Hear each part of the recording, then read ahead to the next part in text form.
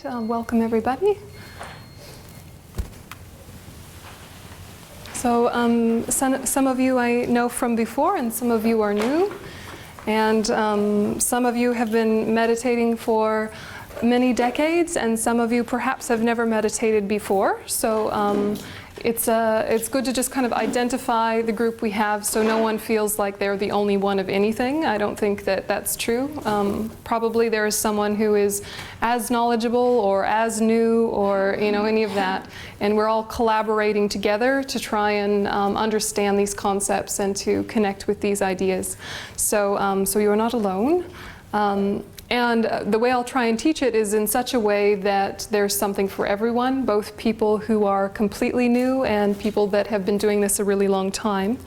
And so we'll kind of pace these sessions where I'll present the concept, I'll try and give you a really clear understanding of what it's about, and then we'll discuss practical application. Right? So here's the concept, now what do you do with it? And we'll talk about from the perspective of just getting started or from the perspective of you've been doing this for years and years and the same old obstacles keep coming back or new things are popping up. So, so this is really a time for back and forth discussion as well as just a traditional presentation. If I am talking too fast or if I say weird English words, as is my custom, please raise your hand and clarify or talk amongst each other, right? So you all speak English, which is totally impressive because I only speak 1.5 languages. So I'm so impressed that you all have more than one language, but sometimes I forget that it's not your first language, so I get on a roll and all excited. So give me the slow down gesture if you need to, yeah. And I'm really glad that we're doing this particular topic. It's really vital for everything else, because if you know how to meditate, then you'll know how to do everything else within Buddhism, and things will become more efficient, because this is one of our key strategies. There are many other strategies in Buddhism, but meditation's the thing, right? So this is the layout of today. And we'll continue with it tomorrow, but in more detail and with more meditations. So we'll do meditation today, but kind of the introductory version of each kind, and then tomorrow we'll do the more in-depth version and some more elaboration, discuss different things that are coming up, that kind of thing. So, what is meditation? What is meditation? Or maybe more specifically, what is Tibetan Buddhist meditation? Gom. Gom, very nice Tibetan word. What does the Tibetan word mean? Do you know? Gom, what does this word mean anyway? Getting habituated. Yeah, exactly. Right, it sounds like some magic sort of thing, but it just means to familiarize, to become habituated, to get used to. And so there's a number of objects that we're trying to familiarize ourselves with or to return to.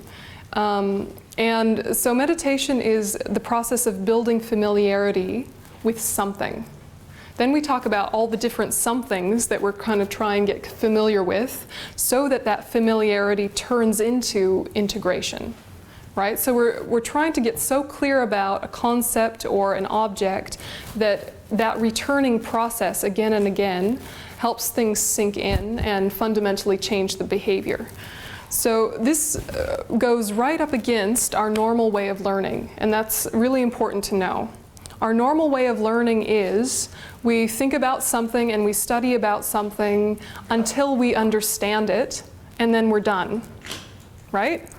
In Buddhism, you do that, and then you can begin, right? So you study about it, you talk about it, you read about it, you get how it might work theoretically, you kind of have that clear in your head, then you can start, right? So this is the tricky thing for us, is that sometimes the concepts are fairly simple, fairly straightforward, common sense, and we kind of leave it at that and don't penetrate more deeply and more experientially.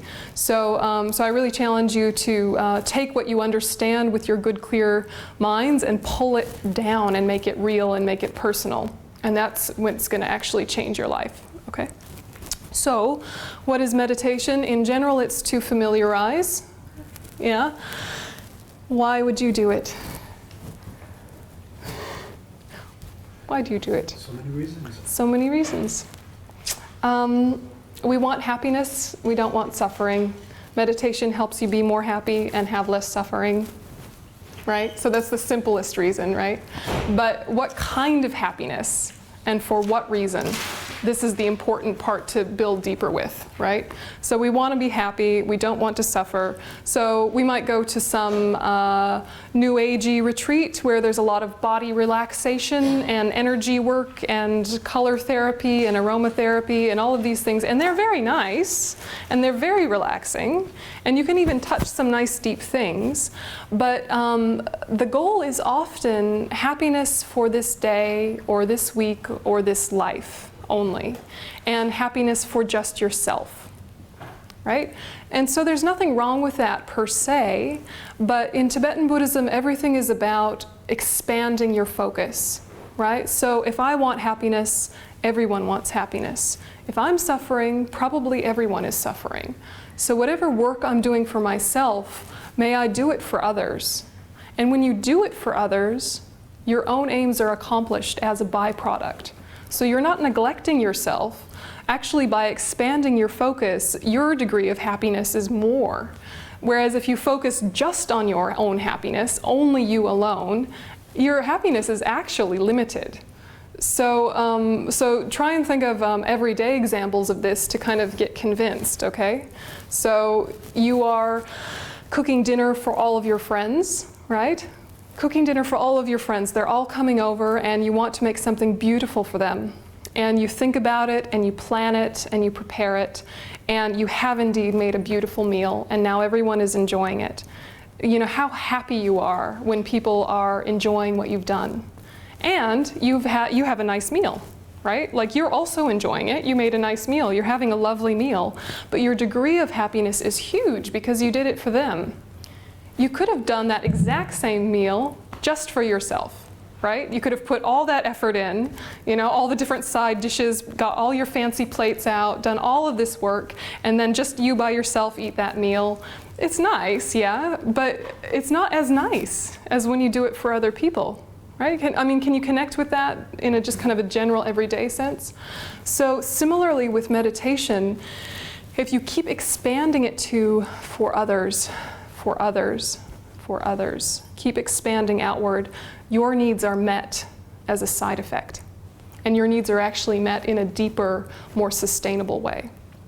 And really the main way to convince yourself of that is to experiment and just try and see if that's really the case. So if you say to yourself, I'm going to meditate in order to relax before my big staff meeting, so I'm going to work on just getting relaxed for me, because I don't want to be as stressed out in my meeting that's about me, right? And so you're taking a minute and you're doing your relaxation and you're doing your different things and you do get relaxed, and you go into the meeting and you're thinking, keep relaxed, keep relaxed, keep relaxed. Oh, there's the boss, he's a bit of a, keep relaxed, keep relaxed. The whole pressure becomes this imploding self-focus, and anything that disturbs your peace, you start to see as a threat, right? Oh, he's threatening my peace, right? That one's getting a little bit aggressive, he's threatening my peace. That one's getting a little needy, he's threatening my peace. That one wants to tell me what to do, he's threatening my peace. And your peace is disturbed. If you go into the meeting beforehand and you do a bit of a meditation, may there be peace and relaxation for the whole staff meeting. The people I like, the people I don't like, the people I don't know, the boss, everybody. May we all experience more relaxation, more peace, more insight in this meeting, and you connect with that. Then during the meeting, your view is much wider, and you can feel a bit of a disturbance in the edge of the room where there's one person who doesn't feel like their needs are getting met. And you're sort of trying to hold them, right? And sort of send some positive thoughts their way. You think, okay, they're not being listened to. How can I direct the group to listen to them so that they're more at ease? And you're doing this kind of gentle adjustments.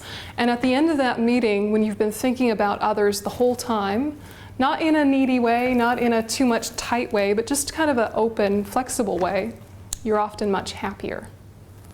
So we need to look at, if we want to be happy, focusing just on our happiness is not an efficient strategy.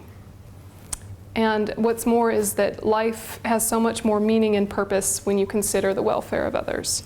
So from the very beginning, let's make our motivation that this is not just for myself. Whatever transformation I do, may it be of benefit to others in this ripple effect way. Is that all right? Yeah. So this is not neglecting you, you're included, okay? So why do it also? What do we usually do instead to get happy? Yeah? Okay, so we get uncomfortable and we want to get happy, so we have different strategies for getting happy. And some of them are somewhat effective and some of them are not. But what we're looking at, first of all, is that our current strategies are not effective to convince us that it's time to try something else. And probably you're already there or you wouldn't come to a course like this. But let's just take a minute to revisit what doesn't work. Okay, so what doesn't work from the Buddhist perspective are motivations from the 8 worldly concerns. And the 8 worldly concerns are basically the normal way we live, which is basically bouncing between trying to get happiness and trying to avoid suffering, but thinking that the happiness and suffering comes from the outside world. Comes from people, comes from situations, comes from the environment, comes from food. We're giving all of our power up. That's what we do in the course of our daily life, is we give all the power to objects. So with meditation, you're taking the power back. Yeah? You're freeing yourself from the tyranny of your sensory experiences. Right? You're shaking yourself loose of the fixation with the outside world, trying to get it to work for you. Yeah? There's a saying in Guide to a Bodhisattva's Way of Life by Shantideva that goes, roughly like, why do I try to cover the whole surface of the world with leather when I could just wear shoes? Right? Similarly, if I train this mind of mine, it's as if I've brought peace to the world. Yeah. And what happens is if you are a peaceful person, you create peace around yourself. If you're trying to orchestrate peace in this kind of manipulative manufacturing, getting people to change way, it has less long-term effect than if you started with yourself and allowed it to more organically radiate outward. It's more authentic, it's more stable. And if it doesn't work, at least you're not upset, right? So we have to look at the flaw in our strategy to become more convinced that a new technique is necessary. Because if we're not thoroughly convinced before we start, then we'll give up really early in the piece. We'll try to meditate, we're not quite sure what we're doing, we'll get bored, we'll give up, right? So we need to be quite thoroughly convinced before we start. So let's look at the flaw more in depth. The 8 worldly concerns. Ping-ponging. Yeah, you know this game, ping pong, with the paddles? You're ping-ponging between hope and fear. I hope this works. I'm scared it won't. Yeah, and so we ping-pong in the material world, trying to get comfortable. So notice when you're in a really happy state of mind and you're sitting, your body is not troubling you. If you're very unhappy, you fidget a lot. Right? You move, shift and shift and shift. I mean, everybody moves and fidgets, generally, but the amount and the feeling of needing to do it increases when your mind is unhappy, right? Never mind if you have like an actual injury. This is just a normal healthy person sitting down. A normal healthy person sitting down will suddenly become quite uncomfortable if their mind is uncomfortable. And as soon as their mind is happy and engaged, what's going on with their body becomes very secondary. Yeah, you might have a little twinge here or a little annoyance here, but it's not like a big deal. So we normally are trying to add more cushions, right? Or we're scared we're going to lose our cushions. Yeah. When in fact, if you just sort of take ownership of your happiness, then whatever you've got is good enough, right? So we start with the material world of just noticing the way we're always trying to get comfortable, but it sort of never works if we're in that headspace.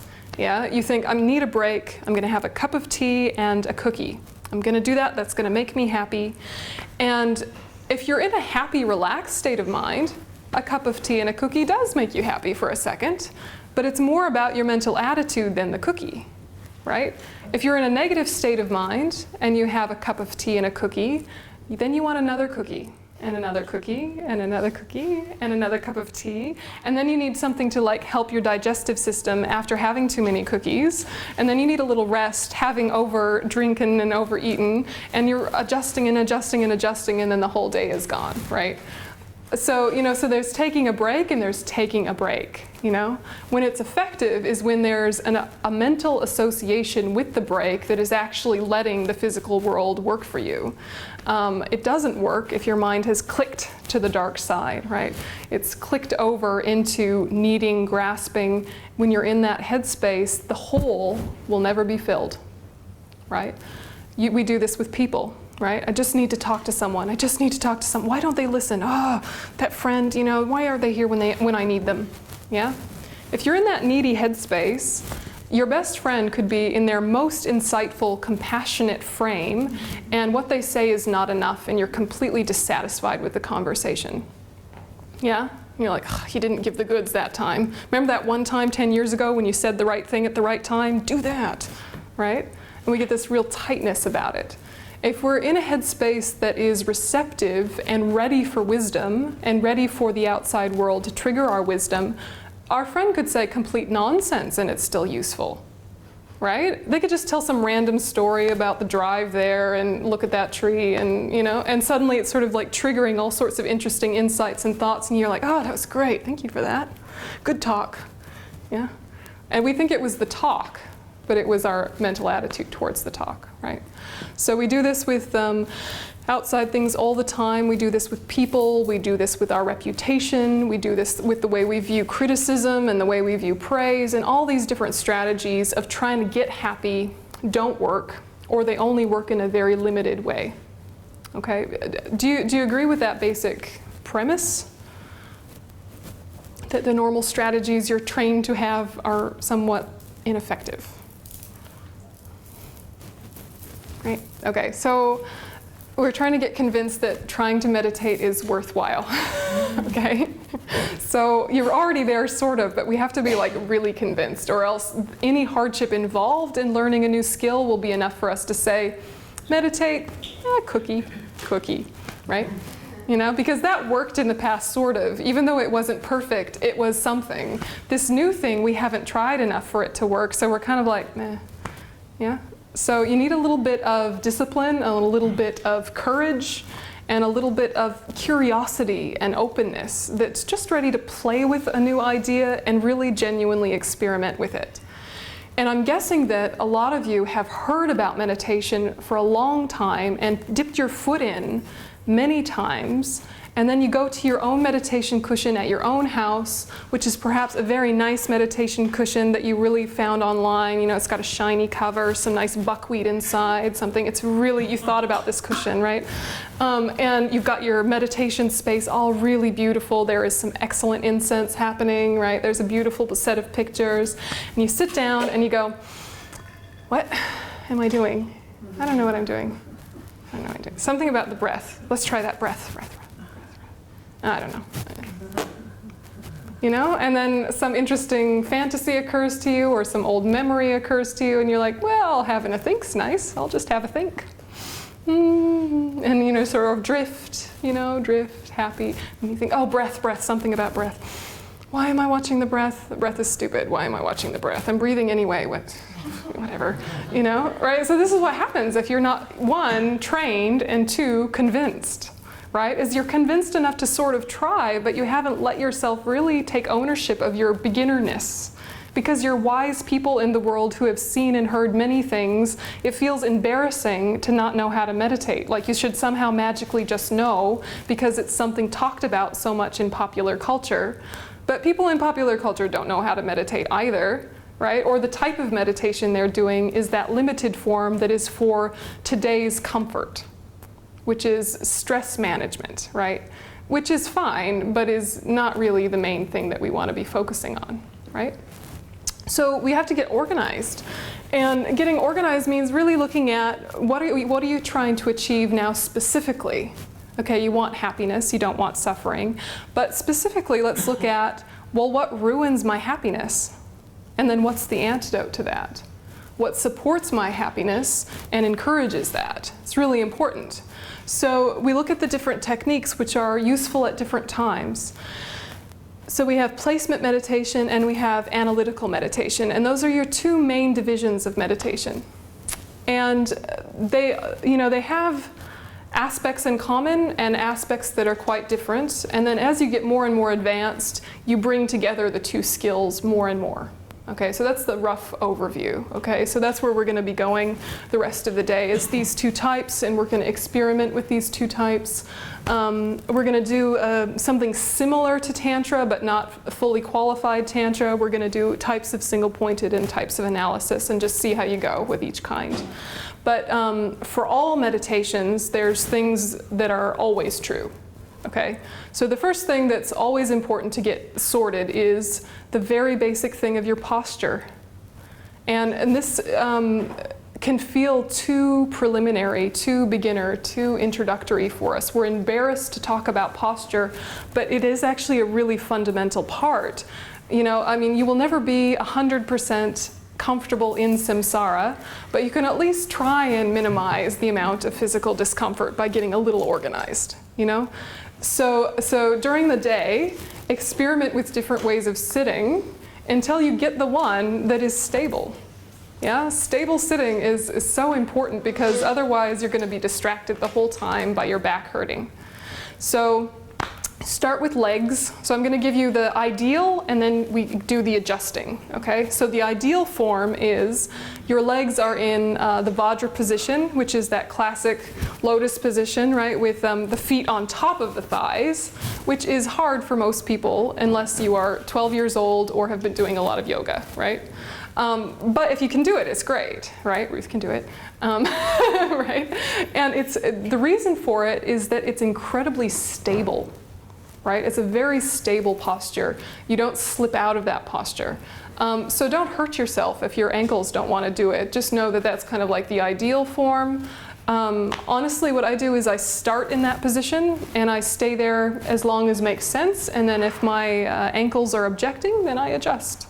Right? But it's nice kind of to start that way and to sort of build that skill if you're able to. If you're not, then you just sit cross-legged. If you can't sit cross-legged, sit in a chair. If you can't sit in a chair, lie down on the floor. The point actually is to try and get your back very straight. So if your back can be straight in a chair, if your back can be straight lying down, that's okay, right? And if even a straight back is something that's painful, that's still not a deal breaker, right? You can have a floppy back, you can have a, you know, whatever happening. Work around your own physical experience. But the reason for the straight back is because it helps you focus. It helps the energy system move more fluidly. You have less tightness and things to navigate around. So if you can, you know, get some sort of straight back when you're meditating, it helps. Yeah? It's not essential, but it helps. So when you're at home, you know, experiment with what happens if I use a tiny cushion just under my tailbone. What happens if I use a stack of cushions and make myself a little wedge? What happens if I, you know, so just like play around with it, because it might be that all you needed was one more cushion and now suddenly you can sit up straight. And all these years you've thought there was something wrong with you when in fact you just were sitting on too much of the cushion and, you know, cutting off circulation and your legs were falling asleep. So these really basic problems that everyone experiences, you know, don't feel like you're alone, right? You just have to play around until you get your stable go-to seat. Yeah, so legs, and then you have the trunk, which is straight, and then you have arms, okay? So arms ideally are like this, so a little bit of a curve, yeah? So think of a picture of the Buddha. You have left on the bottom, right on top, two thumbs touching. Some go for an oval, some go for a triangle, depends on your teacher, depends on the reason. But the reason for the two thumbs touching in the beginning is another way of keeping mindfulness. Because if you lose mindfulness, the thumbs start to separate and flop apart, or they squash together. So having just the amount of space like a piece of paper could fit between, that just kind of helps keep your concentration in one more area. Yeah, so you know, you sit like this, sit straight, and then check in with your neck. So when we get a bit excited and agitated or stressed, our chin starts to go further and further up. It just happens naturally and we don't even notice it. And when we're tired, our chin goes farther and farther down like that, right? So if we can kind of get our head in the right position from the outset, that helps our mind think of the right way to focus. So what you want is just a little bit of a curve, so your chin is just gently tucked, but there's a lot of straightness back here. So, you know, it's the way that you are when you're focused naturally, but if you can manufacture that physically, your mind kind of clicks in more easily, yeah? If you try and meditate like this, see what happens. You know, if you try and meditate like this, see what happens. This will make you naturally more spinny and disassociated and random, and this will naturally make you fall asleep. So if you have the right amount of curve, it can really help.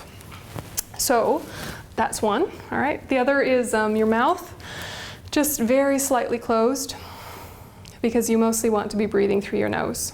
Unless you've got a sinus day, right? Then open your mouth, right? Don't suffocate. But, you know, ideally mouth closed, and tongue is on the upper palate. So that helps the mouth stay moist, but also not drool, right? So if you get a dry mouth, that's distracting. If you get too much moisture, that's distracting. So have your mouth closed and your tongue on your upper palate. There's a lot of discussion about eyes. Eyes can be closed, but if your nature is to fall asleep, don't close them, right? What you don't want to be doing is like staring. You know, don't like stare like this meditating with your eyebrows up, just like, you know, don't be weird, okay.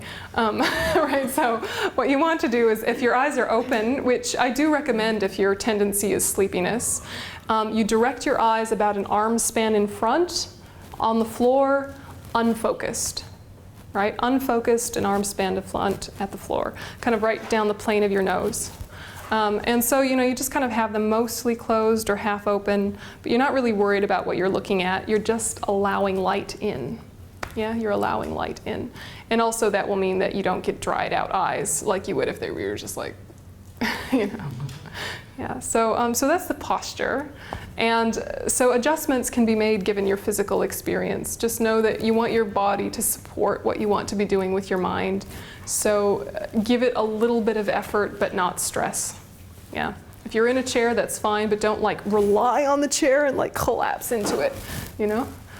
If you want to try floor, totally experiment with different ways of sitting until you find your ideal stability. And fidget if you need to find that place, but at some point try and rest with one position, and you'll find your ideal configuration. Questions about that? Posture? What about that? Oh, hands like this? Hands like this is okay. Yep, this is the traditional way. This is okay. This is yoga. You know, we are not Hindu, so we do not do this. Whatever, rock on, do your thing. But this is the traditional way. Some people find it a lot more comfortable to just put their hands on their knees like that, and that's fine too. That's totally fine too. As long as you don't kind of like fall into your arms and like, you know, rely on them too much to keep you propped up. That's the only danger of that position. But if you're just resting lightly, that's fine. It's totally fine. Yeah, any other posture questions? Sleepy, hot people? Yeah, okay. So then the other parts that are true for all meditations in Tibetan Buddhism specifically is that you want to bookend your meditation. You know what I mean by bookend? Something at the beginning, something at the end. There's always this something at the beginning, something at the end. So you always want to start with a motivation. Yeah, you set your motivation, we call it, or establish your motivation, or revive your motivation, or place your intention, or whatever it is. But you need to take a moment and go, why am I doing this? Right? And it's funny because you're kind of like, well, I know why I'm doing this. I'm doing this, you know, generally, you know, spiritual path, whatever, right? But you actually need to take a moment. Like, take a moment and remind yourself why you put yourself through this, because it will give you more energy for the rest of the practice. And it will also make sure that you're doing it for the right reason, right? So it might be that you sat down to meditate because you were stressed, and you wanted to relieve your stress, and that was your initial motivation. But now that you're sitting, you can say, just like myself, all sentient beings experience stress. Let me do this for both myself and others. So you consciously expand out. You don't have to pretend that your initial reason was other than it was. You acknowledge it, you own it, but now expand it and make it altruistic. Yeah? So you really just take a minute and, this is why we do the prayers, this is why we do different preliminary stages, is to get us doing this for the right reason, which will also help us see it through. Yeah, because probably you occasionally start to meditate and then just randomly stop before you've really come to any kind of finish. You just kind of start, get distracted, get up, wander around, right? So if you set a very strong motivation, it's more embarrassing to yourself to get up in the middle, right? Yeah, it kind of like self-embarrassment in a good way. Go, oh wait, no, try. Yeah. The other end is dedication. So you're basically seeing the reason why I did all that was, and what I want it to go towards is. Yeah? So you're reminding yourself, I did all of that because, and having done that, I want all of that energy to go towards, right? So towards what? Okay, enlightenment, right? But if you don't believe in enlightenment, call it personal development, call it cultivating your potential, call it whatever you want, but kind of don't let it fizzle out at the end. Don't let it just kind of diffuse at the end. Wrap that thing up and decide what you want to happen from it. Yeah? Even make a tiny plan for the next few hours of that day. Okay? Having done that meditation, may I be kind at my family dinner. It's better if you say, may I become enlightened for the benefit of all sentient beings, and then as a byproduct, you're nice at the family dinner, right? But start where you are. Okay? So bookending, or something at the beginning, something at the end, this is really essential for all meditations, whatever type. Okay? The other things to make sure you have organized is know what you're doing before you do it. Yeah? So if you don't know how to do this meditation before you start, it will be a vague meditation with no impact, and you'll be discouraged. So your time is better spent sitting with the format or the outline, and doing some study is actually a better use of your time, yeah, than meditating without being completely sure the format you want to walk yourself through. Yeah, the sequence, remember those of you from last module, hearing, contemplating, then meditating, right? So you need to hear and study, then you need to think about it and make it your own, and then you can take it to your cushion. So those prior two stages are vital, right? Don't think that I have to wait to get to the goods. Those are huge pieces of the path. And if you jump over them, when you get to meditation, it will have less impact. So know what you're doing before you do it. That's the other preliminary, okay? So when you're in guided meditations, sometimes there's also like the use of the bell. And the bell, is come about through any number of traditions, but basically you're taking the benefit of the sensory experience of sound.